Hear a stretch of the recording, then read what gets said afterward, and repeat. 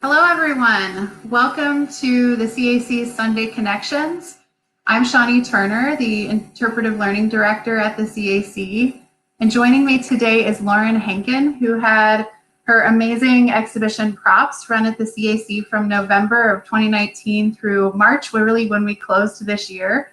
And luckily, we still have a few pieces on display, and we'll talk about that in a little bit. But I want to introduce Lauren Henkin. Hi, everyone. So Lauren was really wonderful when she came to the CAC. She gave a lot of the staff a tremendous amount of her time, and I had some great conversations with her around her exhibition and just around her past. And one of the things we bonded over was a love of photography and architecture. And so I would love for Lauren to kind of tell us a little bit about her background, and I'm going to switch over to a PowerPoint just to get us started. Okay, first, hi everyone. Greetings from the coast of Maine. Thanks so much, Shawnee and the Contemporary Arts Center for having me. It's great to reconnect with this work and to have the opportunity to talk about it. So my background is I studied architecture in school, and for those of you who may not be familiar with what that education entails, it's really it's a mixture of things: photography, drawing, painting, model making, furniture making, lighting design, kind of everything to get us thinking about problem solving, thinking about form, and thinking about how to work with existing conditions. And so what you're looking at on the screen right now is a model of a residential project that I had done in school. And I wanted to show you this just so you have some understanding of kind of where I'm coming from before we kind of delve into the exhibition at CAC. And Shawnee, if you want to switch to the next one. So these are just two models that I made in school. This was actually a dance center. And I really worked primarily in model making and in 3 dimensions. I was terrible at drawing and preferred working in 3 dimensions as a way to kind of work out ideas. It seemed to be the only way that I could kind of resolve some questions. And I would make these very rough models, tear things apart, glue them back together, and always kind of thinking about the context in which things were placed. And if you want to go to the next one. And while I was studying there, I was lucky enough to work with an architectural photographer who kind of took me under his wing, and we had a small dark room in the architecture school, and I started photographing the sites for my architectural projects as a way to kind of understand them, understand the lighting conditions, understanding the scale and the materials and the feeling and the mood of the place. So this was actually one of the first kind of serious photographs that I ever made. It's in St. Louis. And it was for a rail station project. And from there, I just kind of started photographing more and more, really, again, to try and understand how these different sites work, what their conditions were. But I also realized pretty early on that a lot of the buildings that I would be designing wouldn't necessarily be experienced in person, but in photographs. And so these perspective views became really, really important to me as part of the architectural process, part of the design process, and just working through kind of how I was thinking about each project. If you want to go to the next one. This is a photograph in Forest Park in St. Louis. Again, I think I was probably a sophomore or a junior in college. And for those of you who may know my photographic work, you'll probably be smiling because you'll recognize the similarity between how I approached photographing Central Park, which was many, many years later. And so, you know, there are certain things, I wanted to show this photograph because there are certain things that just, no matter when you're making them, stay with you for years and years. And they just sit with you in your subconscious and come out and play an important role in something else that sometimes you're not sure what that's going to be. But this photograph became very important, and I'll show you why as we continue on here. You want to go to the next one, Shawnee? And so from there, I really, I just became a photographer, really. I became very influenced by photographers like George Tice and Robert Adams and Harry Callahan. And so this was my very first photographic project called Charleston. And it was a study of Charleston, West Virginia, which I had driven through many times, going back and forth from Washington, D.C. to St. Louis in school. And Charleston has an elevated highway. And so when you're driving through, it's kind of a different perspective than one I think you normally get driving through a city. And I just became very curious about it and decided to invest in a long-term photographic project there. And I spent about 3 years photographing. You want to go to the next one, Shawnee? Yeah, can I ask you a question about this one? Yeah, sure. This particular photograph of yours has always really intrigued me. And, you know, after we talked the other day, I think I figured out why. I almost feel like this tree is a precursor to the interventions that you did at the CAC. It seems to almost complete that image in a way. If without it, I would feel like something was missing, or that I had to reconsider the space. Was there something specific about this treaty that you recollect that was interesting to you? Was it just the form, or I something think about that lot? Yeah, there's a lot that's interesting about it. I mean, first of all, look what the person did to it. The owner did to it, which is kind of bizarre. But there's, you know, I've been trying to figure this out, but there's definitely a connection to the photographs and the sculpture and intervention stuff. In fact, the piece in the lobby, I think at CAC, when we'll talk about that later, I think you can actually really see this form in that piece. You know, there's kind of a narrower base and it kind of blossoms at the head into this kind of wild and kind of crazy, more organic form.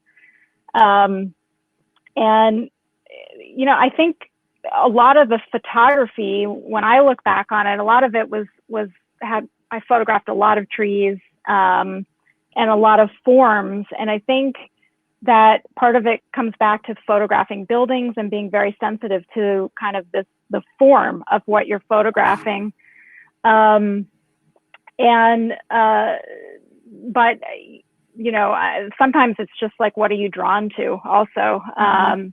And, you know, there's a bit of humor in this too, that, but I think that they're all related. And I think when I'm photographing these trees, I am photographing them as if they were sculpture. And it's all about thinking about that perspective on the sculpture that is relevant to me. And we'll definitely talk more about that with props, but I think that that definitely comes into play with those. They're connected. Wonderful. Yeah. All right. So if you want to go to the next one, this is just another photograph from Charleston. You know, I just found it to be such a compelling place. You know, you can see here kind of my serious interest in photographing architecture and nature. If you want to go to the next one. This was a series that I made in Texas called This Is Your Land. I was photographing on a friend's property.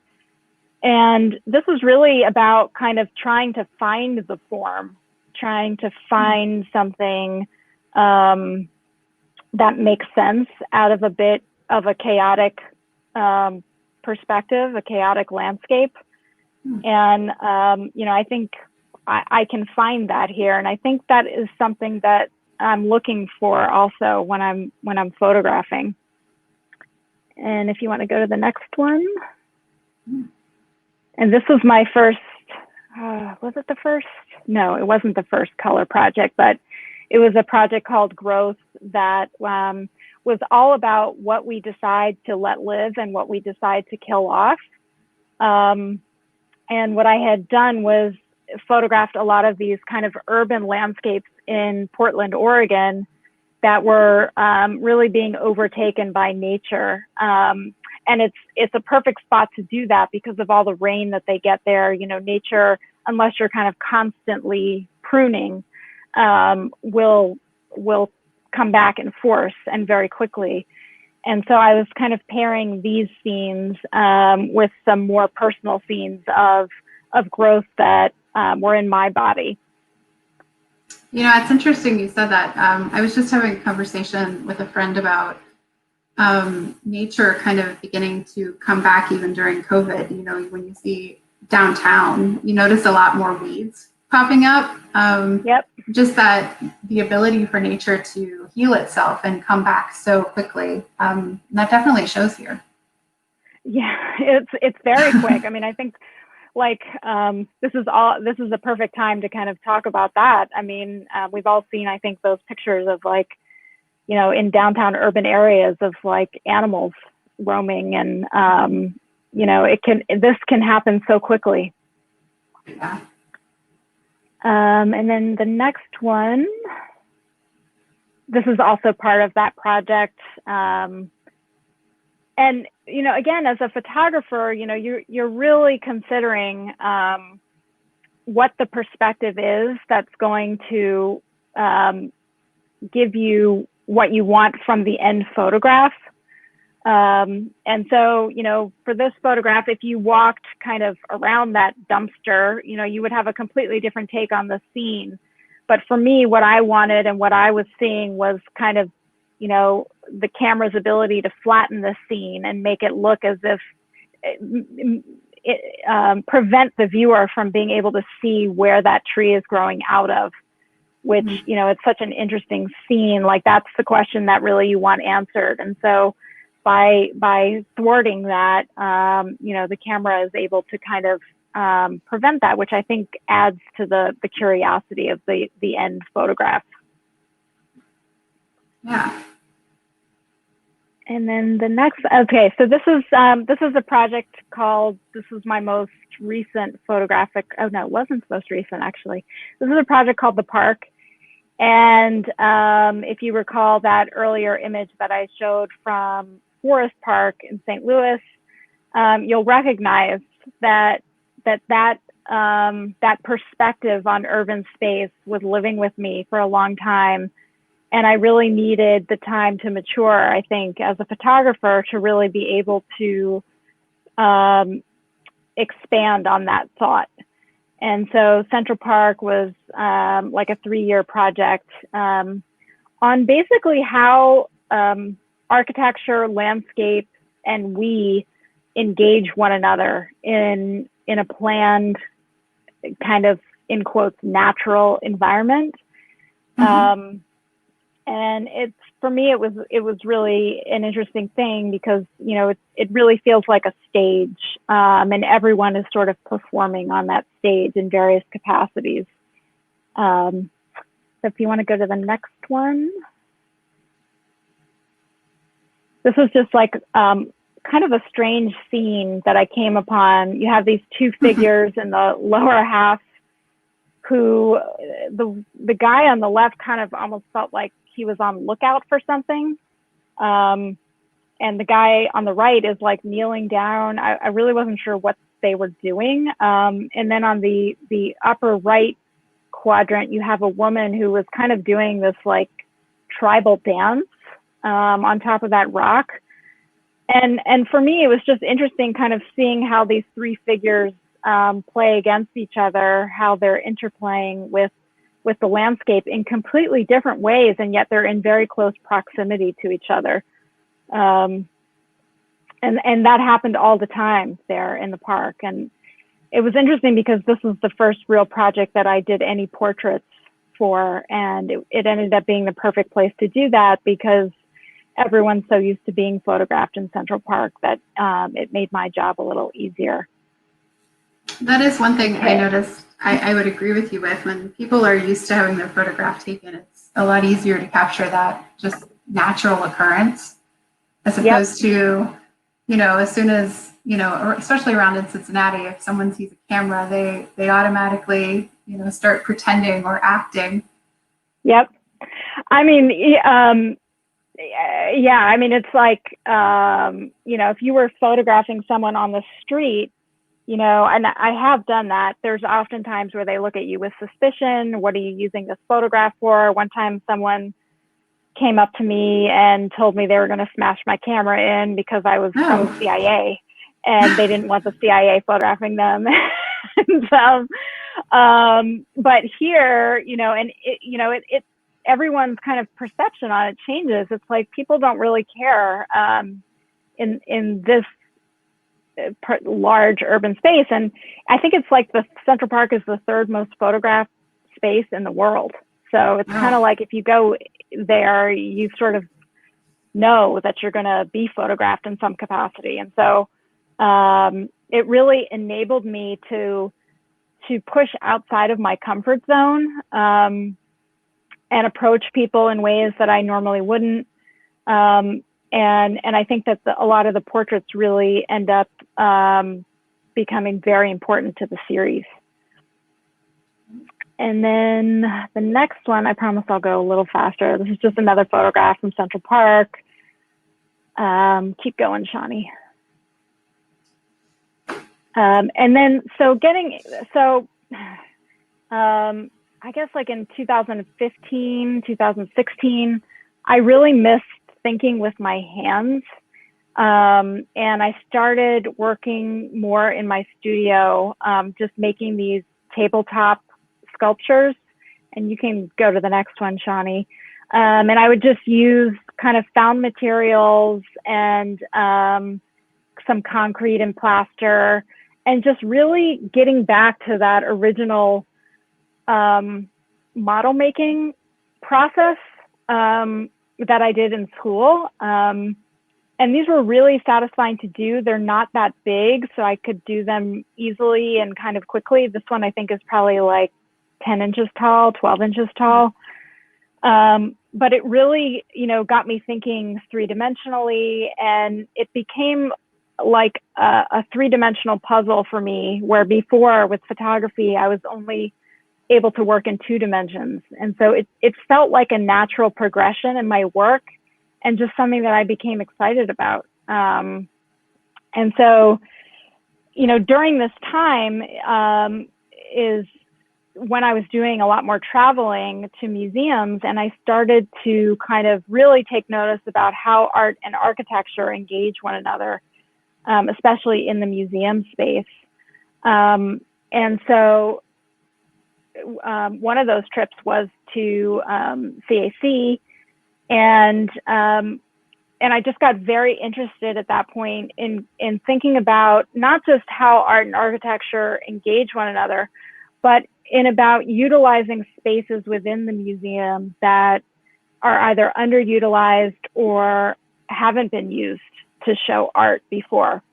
And to kind of segue into kind of how this show happened, one of the trips that I made, I was able to meet with Stephen Mattisio, who was the senior curator at the time. And we were talking about photography at the time because I hadn't started this sculptural work, but we definitely started a conversation about the building, about architecture, about how art and architecture dialogue, and that eventually kind of led into a deeper conversation specifically about CAC and about Zaha Hadid and about how that space works for viewers and for art. Great. So Stephen has moved on. I should mention that he's now the director and chief curator at the Blaffer at the University of Houston. But I definitely remember, seeing you come through the building. And I know, how many times did you visit the building? I don't recall. I think it was in total, it was probably 6 or 7, something like that. Yeah, I think that's one, it's amazing. And we'll kind of bring that up as we start looking at some of the pieces. But one of the things I kind of wonder, because I also have a shared love of architecture. You went to school for architecture, which I think gives you another perspective as well. But I know as an architectural historian, when I would go to buildings, I would kind of fantasize about having conversations with architects. And I'm wondering, like, what types of things you would ask Zaha Hadid, if you could. Yeah, there's a lot that I would ask her. It's really, it's such a loss for everyone that she passed away so young. I think that part of what I would want to discuss with her is just about how she made it to where she was as a woman, just knowing how difficult the education was for me, and I came much later than she did. But also, to me, when you look at her buildings, it feels as if you're looking at someone who is completely uncensored and unedited, and it feels like there's a pureness to that I think is what makes like really great art great. And I just I just admire so much the boldness of the gestures in her buildings, and just this sense that she did what she wanted to do with these buildings. And I just admire that on so many levels. I mean, beyond kind of how interesting the forms are and how daring they are, the sense to me that really you're looking at this really uncensored voice is just so, it's impactful, and it affects me in a way that I have a visceral reaction to it, and you really feel like you're entering the head of someone else. It feels personal. Mm-hmm. Yes, I think that the best way to experience architecture is to actually just explore it. And I really admire the fact that you came back that many times, because it gave you this wonderful sense of the building. And I create a connection to your Central Park experiences, and just almost like people watching, seeing how people engage with spaces, the kind of reactions they have. Did you use any of that observation when you were coming up with, where your interventions were going to be? Yeah, so the first couple of times that I came, I just brought my camera and a notebook. And I was really thinking about, what I really wanted to know was, how do people use the building? And because these pieces were put in areas that had never shown art before and were not used for showing art, they were unsecured locations. And so, I really wanted to know going in how people were going to engage those spaces, so that not just I would create something that was interesting there, but so that the pieces wouldn't necessarily interfere with how people wanted to naturally use the building and circulate the building. And so this first piece that you're looking at was for the Entry Vestibule, which people circulate through. And I definitely wanted to put something there just right off the bat to have people walk in and, say like, what is this thing? What is this that I'm looking at? Because it's so unexpected to find a piece of art in that location, where they're expecting to see a bench or where the newspapers are or advertisements or whatever. And with this particular piece, I was just really intrigued by this particular perspective. This view is actually as you're walking out of the building, back out into the streetscape. And, it seemed to me that she intended for you to kind of get this perspective on this corner, this active corner in downtown Cincinnati. And, I took it as this, this kind of formal geometric streetscape scene, and I wanted to kind of blow that all apart. And so this opening piece is really about creating space, reacting to it, and almost in a way setting the stage for the rest of the exhibition as well. I found visitors' reactions, stories that I received back from docents and even experiences that I had myself. They loved this work, partially because I think it was unexpected. As you walk in the door, that's not exactly where you expect to see an artwork. But also how well you really engaged the exterior of the building with this piece. And they got it. They got it immediately with the trees that you see behind it, with the artwork on the Fifth Third garage. They really did pick up on that line, that colored edge on the plywood. And it was beautiful, the way they would talk about, the chaos outside. And I think this shot by Jeremy Kramer really captures that too. You see this whirlwind of cars and people, but it really feels, tornado-like, the bustle outside, everybody moving. But yet this piece is static. I think it does relate back to that tree photograph from Charleston. If you look at the form of it and those arms kind of branching off. But I think, I think you're right in that take, and that, it's really exciting for me to hear that. I think what one of the things that was really exciting and a challenge in a way too is that, these pieces are kind of living in a way that a lot of artworks aren't able to. And what I mean by that is that a lot of artworks are put in these white cubes. A lot of it is for, to protect them, and to protect them from the public. But what it prevents is, an engagement with light and engagement with changing weather conditions. And so this piece, over the course of a few weeks when I saw it installed, there would be strong sunlight coming in the morning, coming from the east, that would cast one set of shadows, and then that would totally change as the sun would move around the building. Mm-hmm. And, here's a scene where it's raining and wet. You can see it from the outdoors. And so, I really felt like this was alive in a way, and that it changed as the conditions around it changed as well. Mm-hmm.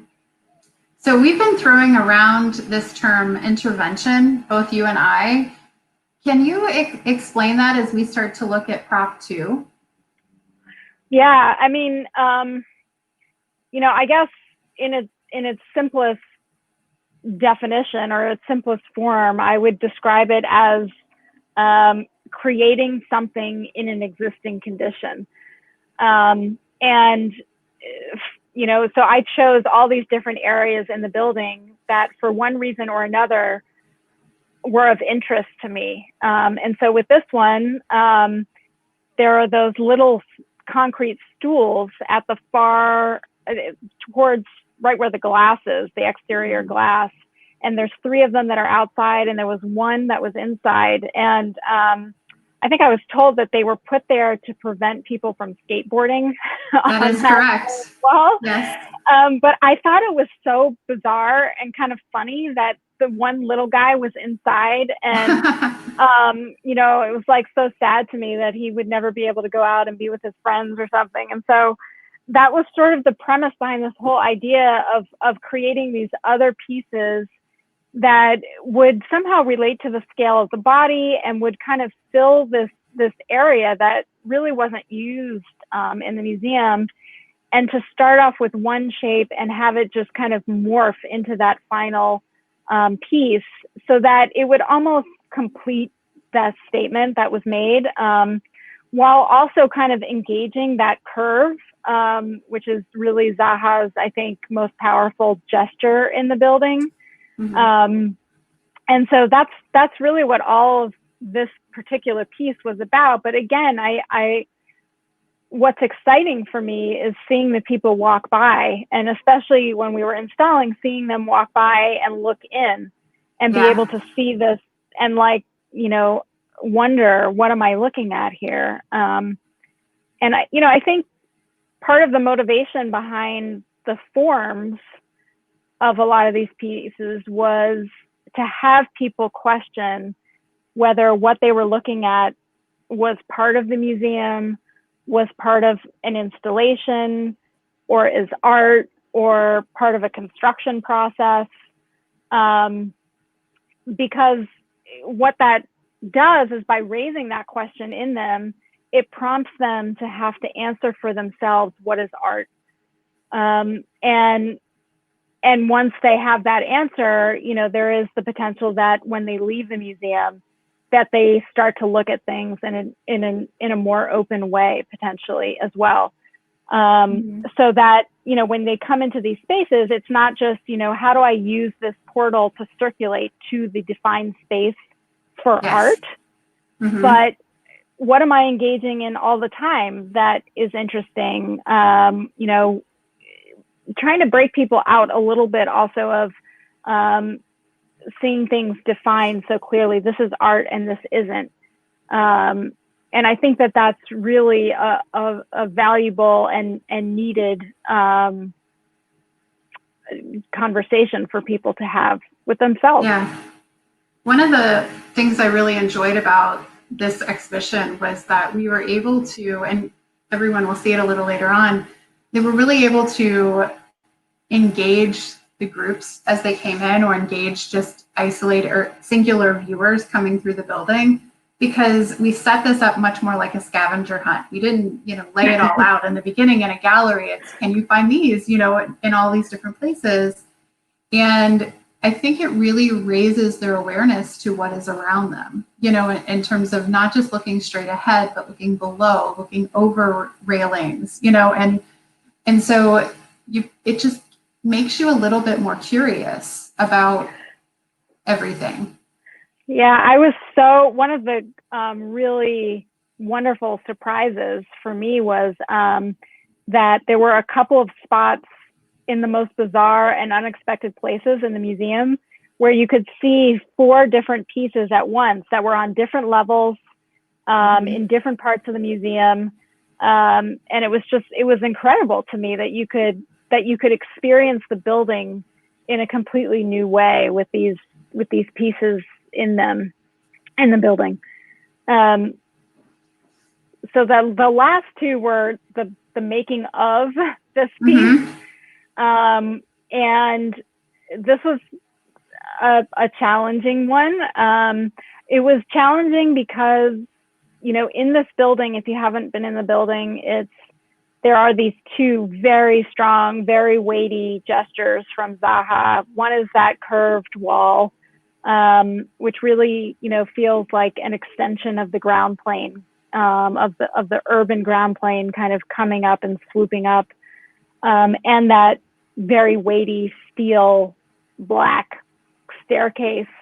And so I wanted to kind of break up that space between them, and just create something that felt completely in contrast to them, in that it was informal, it was rough, messy, kind of gross almost, unfinished, unkempt, and how it started was just in thinking about, you know, what if there were chunks of that concrete that fell off of that wall, or how could I in a way break down that wall? And so I wanted to use concrete and insulation and that steel mesh that kind of references rebar and the structural element. And in this case, the steel mesh is supporting the other kind of concrete elements, not necessarily reinforcing it.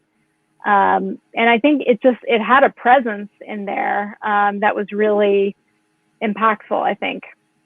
It did. Even groups would notice the clamp light that you used, almost reflecting back to the Irwin Ruddle piece on the Irwin carpet wall.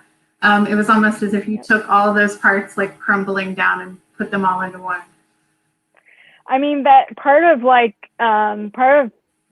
the deal with installation art is that at least with the pieces that I was installing there, is I had a sense of what these things would feel like in these spaces, but until it's actually there, you're not 100% sure of what it's going to be like.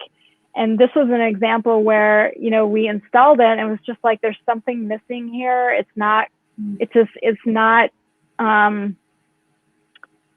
popping the way that I need it to pop. And we just thought maybe we just need to put some lights on it. And so we added that at the very last minute. I just went out to Home Depot and got some clip lights and started playing around with where to put them on the piece. And once we did that, it just, everything fell into place with it. It just came alive. And I don't know if the museum kept those lights on at night too, but I was hopeful that maybe at night too, you would be able to see it. But so that it's just, you kind of have to be ready to kind of evaluate things as they are when they're there and make changes if needed. Great. So this next piece is one that visitors may have missed if they didn't realize was there. It's located, it still is located, luckily, on our second floor women's bathroom.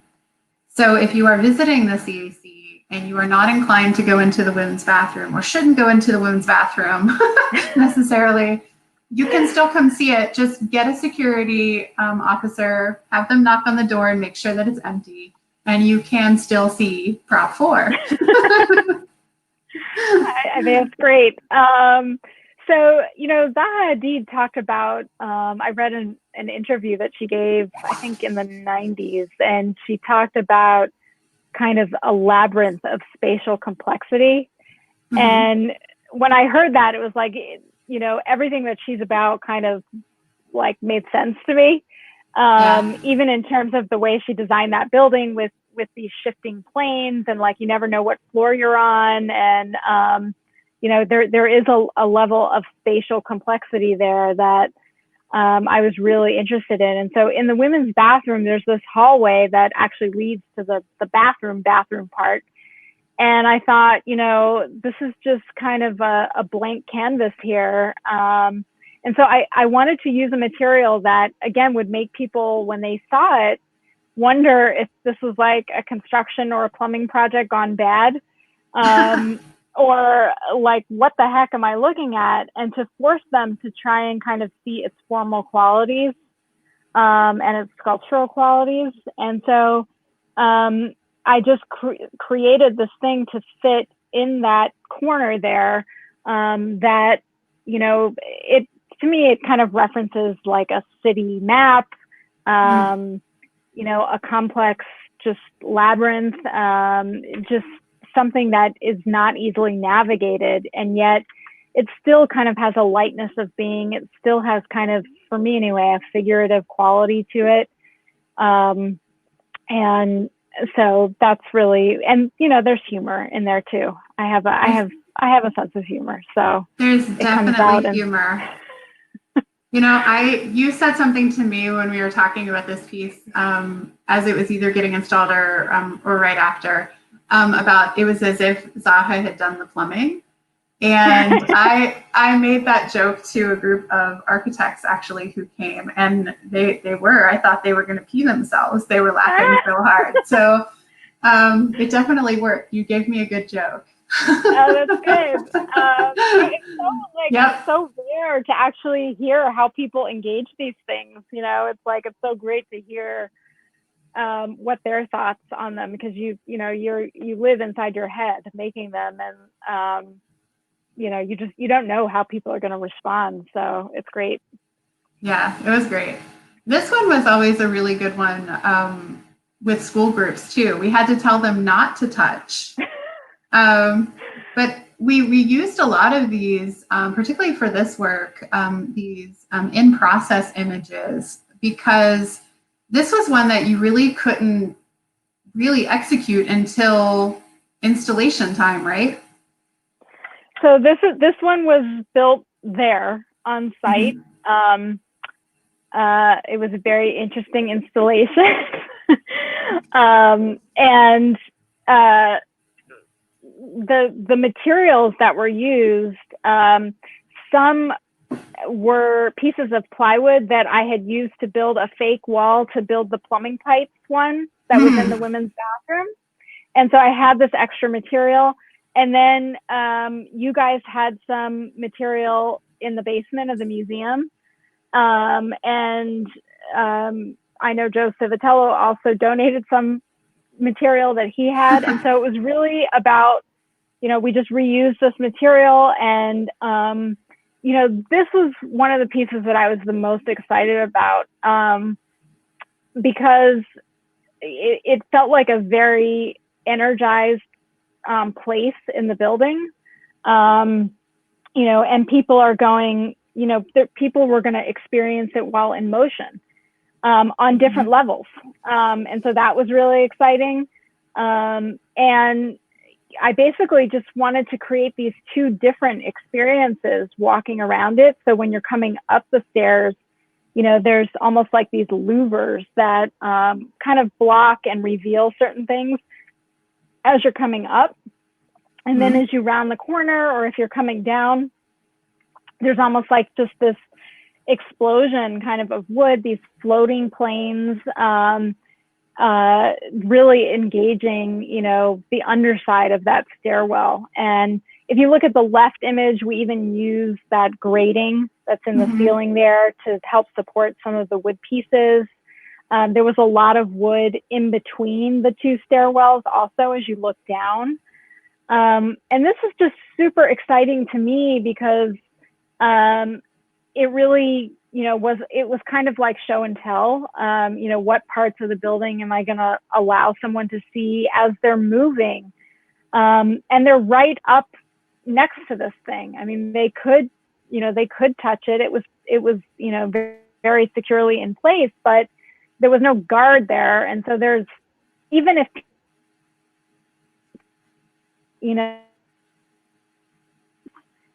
would know that they were viewing this piece of art in private, basically. And that's a rare experience to have. I think especially as museums kind of become more and like overly guarded, and so that was like really, really exciting to me. And it just felt so dynamic. And I think one of the things that I learned from this piece too, and this was like a hard lesson as a photographer to learn, is that, a lot of these pieces were really heavily dependent in some capacity on motion. There's a cinematic quality to experiencing them. And I really felt that I couldn't really capture them in photography. And that was I was so frustrated. I must have photographed them all like 3 or 4 times with different cameras, and just couldn't get it kind of how I wanted it, and I realized that it's because the camera is stopping motion. And so, I think that the videos really, which you can see on my website, but the videos really better showed kind of what the experience of the pieces were. Still not totally, but better. And so, that was a really interesting lesson to take away as a photographer. you're bringing up something that kind of intrigues me too. The prop 5 as well as the next piece, prop 6, they're located similarly between, where you walk from the second to the fourth floor, basically where the third floor is located that you can't visit if you're coming to the CAC. But what really matters with these pieces is that sense of perspective, and it is more of a moving perspective. You have to really engage with it in multiple places, sometimes almost simultaneously, to get a really good understanding of both of these works. Yeah, I mean, I think the interesting thing about this one is that this is the one piece that you really couldn't move around. It's sitting on this glass skylight plane that is completely inaccessible. So the pieces themselves reflect the motion that's happening around them. And so when you look down at these things or, look up from below, you can sense that motion because the swinging lights are moving. You can see movement from the sidewalk in these. When you look down, you can see yourself. There's a lot of things coming into play here. And actually, if you look down through the skylight, you can see those little concrete pods that we talked about earlier. Yeah. So, I mean, I think the cool thing about this one and the last one was that they were so close together. And people were really surprised when they found this one because it's kind of hard to find, actually. It is. Yeah. And when I did watch a couple people when they found it, and one person was like, "Whoa," it's like, and that was just like, that was so fun to watch that discovery process happen. It really is. I felt like this one was a wonderful just investigation of Zaha's materials as well, and thinking through the glass and the metal and the concrete, because it was mirrored plexi, right? That, it embraces all of that, but at the same time mimics it, which is truly wonderful, and was in the space. Totally. And hey, props to the facilities team, especially on these two. Yeah. If those of you who are wondering how this happened, they did lower a ladder from the balcony on the stairwell to get down there and move around. And I think they discovered it can hold 2 people, 2 adults safely. So we know these things now. Yes. But I mean, how incredible is it to be able to use that space? I mean, it is. Yeah. Especially because it's one of those spaces that Zaha didn't want to be there. She would have liked for it to be open, but we had to have that glass roof because of fire code. So. Interesting. Okay. Yeah. So you made it better. That's really interesting because I didn't really understand what purpose that served, because light is coming down through it. It's like, it's always referred to as a skylight, but it was like, it's not really needed because you've got, it's open. So anyway, thank you. You answered a long burning question. You're welcome. All those pesky fire codes. So this is also another really interesting piece. This is located on the 4th floor in a really underutilized place. And these are some of the wonderful drawings that you've done, kind of thinking through what they're going to look like. And this is maybe a good time to ask you about your choice of materials and just, what you were thinking when you engaged in the materials. And you've kind of given us some of that so far. I love this image. I'll go ahead and kind of quickly explain it because I know we're a little low on time, but this is the map you gave the installation crew to install the piece, which I think is just amazing. And this is it. Poor Julia. Poor Julia. But she did amazing. She did great. And so this is also still installed, which is great. Yeah, I'm super excited that you guys are keeping some of these pieces installed. This is, I really love just kind of using these I mean, can you call a space in a Zaha Hadid building bland? Maybe I'm committing a crime there, but this is kind of a bland, less interesting space than some of the others. It's just a hallway, and it leads back to some administrative offices and another restroom area.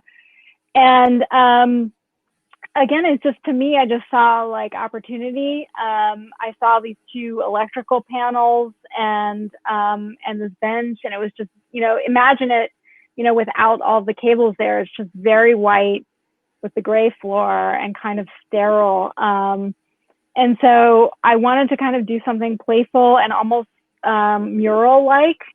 And so I was looking at the electrical panels and looking at these different cables, cable types that I could use. And I used coaxial cable, and you can just, I stripped the ends of each piece, which took some time. And so you had the copper wire exposed, and they just plug into the wall essentially. And, part of with the materials for each piece that I'm working on is figuring out, okay, what is the material that's going to give me what I need, aesthetically and structurally, but also like, what are its playful qualities? How much give is there in terms of maneuvering it?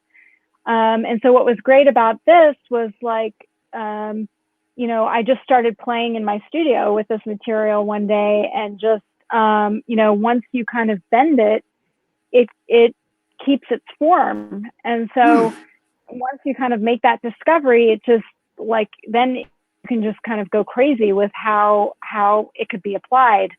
And so I actually made this whole piece in my studio, and then marked where each end should go into the wall, and then created that map so that it could be reinstalled in CAC. And, for me, like, it's just, again, it's a cinematic experience kind of walking around it.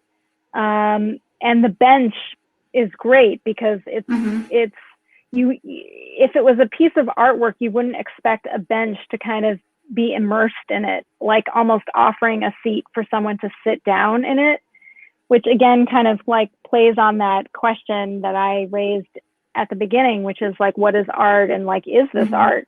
What am I looking at here? And so the bench really makes it great for me to have that there. And it's just like, it's casual. It's like, what is this thing? But it really is impactful. I think seeing it across the whole expanse of the wall, it really does kind of read like a 3-dimensional abstract mural. Yeah. Actually, as we move to the final prop, I have a quote from Stephen, which is a really great transition, actually, from what you just said. He said, quote, "Props will make people ponder, laugh, and question their assumptions. In the in-between, Lauren plants radicals that illuminate via disorientation. Prompts is so captivating because it plays with the idea of the provisional in a playful yet poignant way."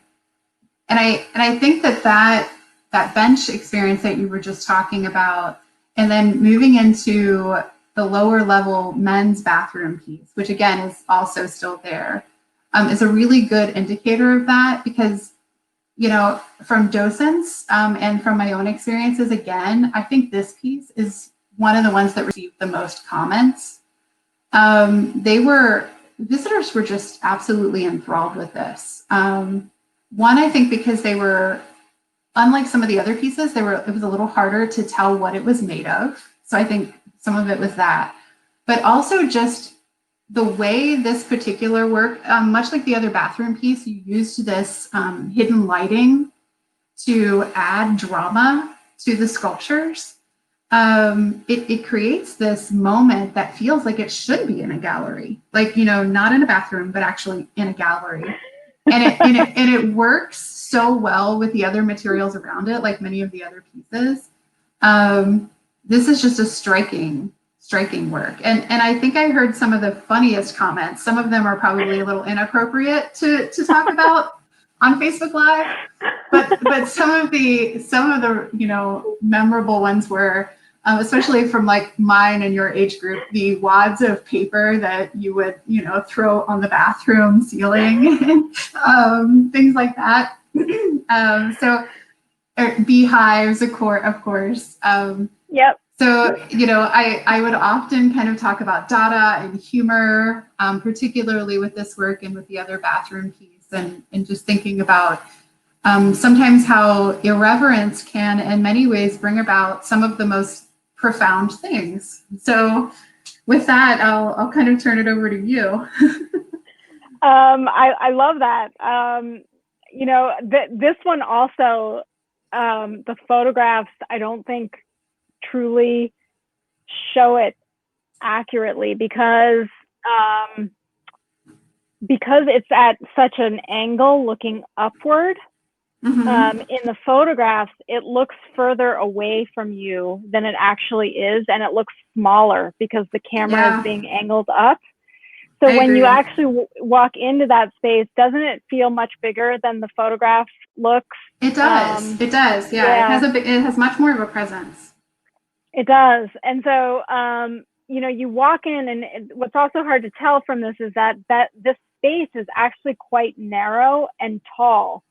And it's in a corner where that last sink is. And so I really wanted to kind of create this piece that someone could potentially look at while they were underneath it washing their hands.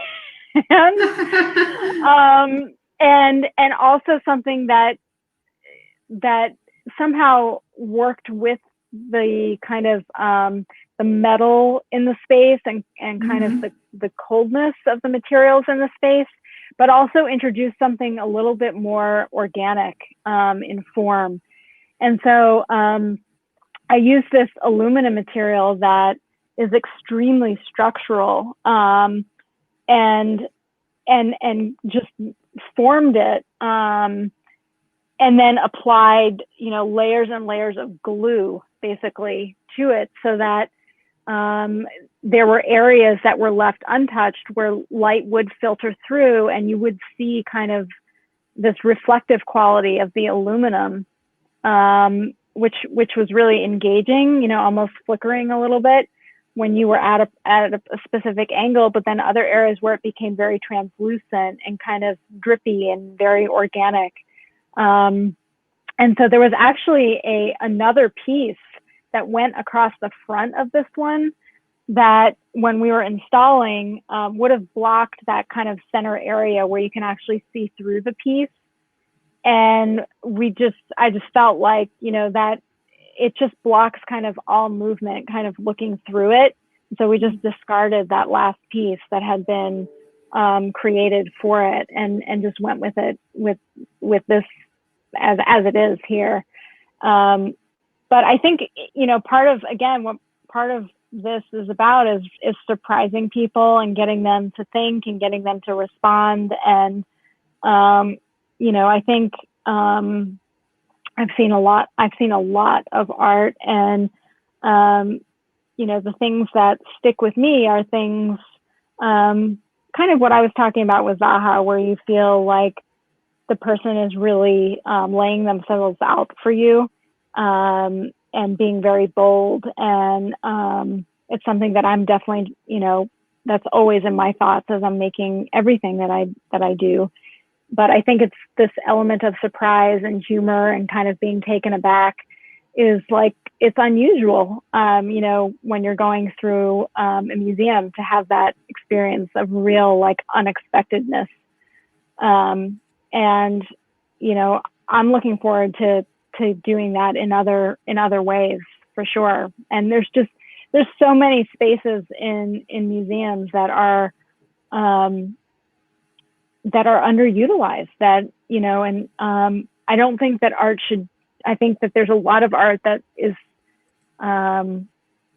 where its home should be in kind of the traditional spaces, the white cube spaces. But there's also so much opportunity for exploring other ideas and other areas, that, I just feel like I'm scratching the surface here. Well, that actually is a great way for my final question for you. So what have you been working on? What's next for you? Well, I definitely had to adapt to the new circumstances that we're in right now. I think when everything really started shutting down, it took me a couple of weeks to even like want to go back in the studio. I felt really thwarted. I felt, I think like everyone, probably afraid and anxious and tired from worrying. And I didn't have the energy that I needed to really go into the studio. But eventually, I kind of had to get past that. And I've been working on a couple of proposals for different institutions. I'm really excited about the one I'm working on now because it's actually at a much larger scale Oh, wow. than even what was at CAC. And 3 of the 4 pieces that I'm proposing are outdoors, Oh, wow. which I'm really excited about. I've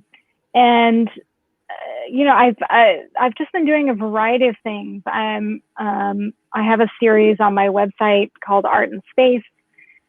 I just put a new piece up there. These are all conversations about how art and architecture intersect. And I had a great conversation with architect Brad Clopeville, who's designed a number of museums. I'm also going to be self-publishing a catalog from the prop show that Stephen and I are working on, which hopefully will be completed probably late fall, I'm guessing. Wonderful.